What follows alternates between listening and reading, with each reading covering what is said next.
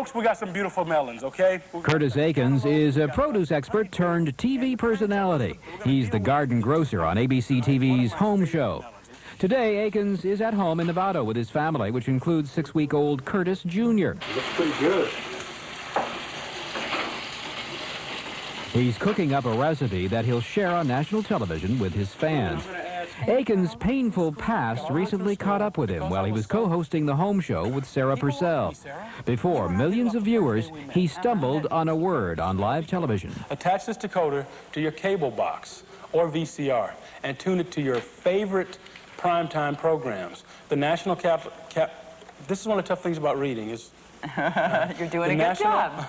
The National, help me, that Captioning? word. Captioning Institute has found that by hearing and seeing words, You're doing great. Oh, Curtis, you're doing wonderfully well. Do you want me to finish it for you? Please. Okay. Aikens had a flashback. He said later that it just transported him back in a flash to all of those times when he couldn't read and he was stuck somewhere as a kid. And he said it just flooded over him, and he lost it. Aikens only learned to read several years ago at the age of 26. He was still haunted by the shame of it. Here I was on national television, and I felt like I had totally embarrassed myself.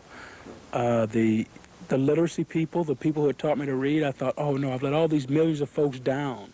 Aikens was among the 27 million Americans who are illiterate, meaning they can't read a newspaper, fill out a job application, or read a bus schedule. Aikens bluffed his way through school, scribbling illegible answers so teachers would be forced to ask him questions verbally. By the time we'd answered 3 or 4 questions, oh, you know the information, and I got a passing grade. And that happened right on through high school into college. Aikens says hiding his secret was a daily battle. He finally lost his business because of his inability to read. And like most illiterate adults, he was too ashamed and embarrassed to ask for help. I always thought I was the only one. Then I saw a TV spot like this one and realized I could learn. The turning point came one night while Aikens was watching television.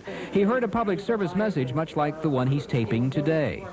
Aikens met Jenny Hartman, a volunteer tutor with the Marin Literacy Project. I mean, he was a man who was basically a owner of a company writing out checks for people and not even knowing what his produce forms and things were. So I think it took a lot of courage for him to admit to someone that he couldn't read.